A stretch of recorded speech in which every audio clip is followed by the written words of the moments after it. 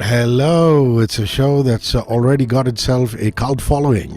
We're talking about business and leadership stories. And pleased to welcome back Sachin Bhandary, business story coach and trainer.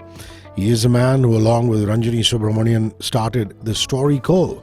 And they're helping companies, startups, and professionals break the culture of MBA speak and use the power of stories to achieve their business goals with speed and ease. They do this via coaching, consulting, and training. Really simple. We talk about one story, a real life business story, and at the end of it, Sachin gives us a valuable business or leadership or communication tip that emanates from that story. How are you doing, my friend? All well? Very good, Rishi. My hair has grown longer, but I'm guessing listeners on your show can't see my hair growing. So it's all right. Listen, WeWork, quite a sensation. I remember that when it first came onto the scene, it made an immediate celebrity out of its eccentric founder, Adam Neumann. Unfortunately, very badly hit by the pandemic, but they've started finding their space. So let's talk about the WeWork story. Yes, I'd love to. It's one of those, founder stories that's so fascinating because there's an anti-hero involved, and that anti-hero in this case is Adam Neumann. But before I get into that, I remember back in 2018, maybe it was 2019 actually, I was consulting with a company and I used to go a few days a week to their office. Their office was in WeWork, and the marketing head of the company would tell me that if you're not at WeWork, you're not noticed, yaar. But I used to find it really difficult to get work done in a WeWork. Open offices. There are beautiful people all around you, and there's free food. I mean, free food and drinks and all of these things happening. It was like a carnival vibe all the time. And how the hell do you get some work done in a place like that? But WeWork does have its benefits. I think it's a place of community and all of that. And Rishi, I'm sure you've stepped into a WeWork at some point in time. What does it feel like to you? Like when it started off, of course, now all co-working spaces are similar or take the same concept. But when the first time when you went into a WeWork, what did it feel like to you? Ultra cool, like a modern day advertising agency meets a tech company. I mean, come on, we're talking a stratospheric US dollars $47 billion valuation. That is right. Yeah, for Adam and his WeWork. But then, there are two sides to every coin, isn't there? I mean, there's an overdose of narcissism, which brought the company down as well. Right. No, full marks to the current leadership. I think they've done a turnaround of the company. But now this is where I want to share the story of Adam Neumann. Adam Neumann, of course, with all of his flaws and everything, had this charismatic ability to, with the SoftBank CEO, Masayoshi Son, if I'm getting his name right or pronouncing his name right, he was able to convince him that WeWork was the next big thing and it is going to change the world in many different ways.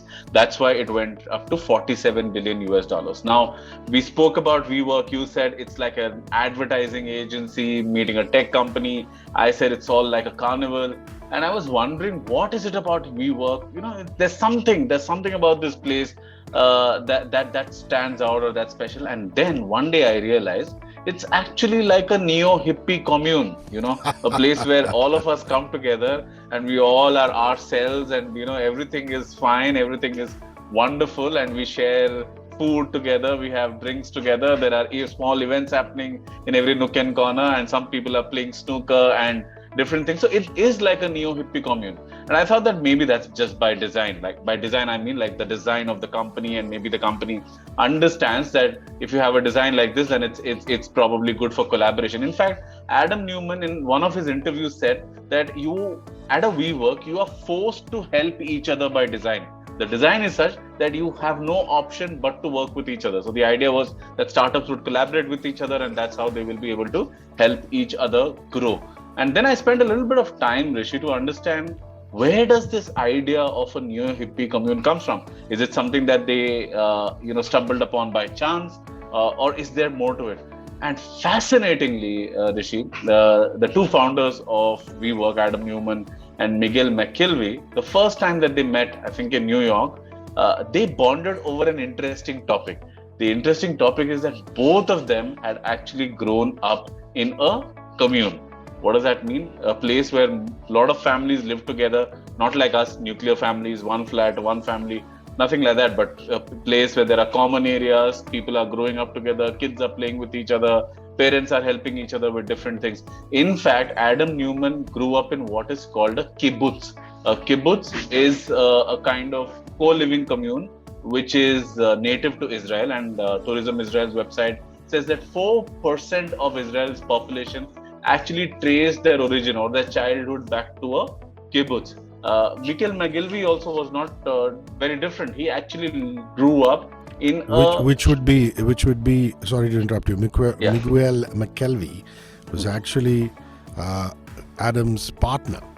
That is right, the co-founder of WeWork. Continue. Yeah. So Miguel McKelvey actually grew up with 5 other kids. So 6 kids growing up with 5 mothers. I still haven't figured out what exactly that means. Whether they, had the same father or they had 5 fathers as well. But I don't really know. But the idea is that the point is that he also grew up in a commune. So the first time Adam and Miguel met, they spoke and they bonded on a commune, and like how great those days were when we were growing up, and how we were all together, we would work together, play together, families were helping each other. So Adam Neumann is not wrong when he says that he actually was building an offline social network where people collaborate with each other, and that's why they also started building. WeWork is pretty much a commune for work, and that's what they were building, and they still are in many ways continuing to build. Probably the biggest commune for work that we've ever seen. That's beautiful. What would be the business leadership communication tip that we can take away from this extraordinary founding story of WeWork, Sachin? Yes, Rishi. So the interesting story or the tip is a story itself. Now, WeWork's origin story, that the founders, both of them grew up in communes, and that's why they believe in the idea of a commune or the concept of a commune and its plus points or its pros, is something that they narrated in every possible way.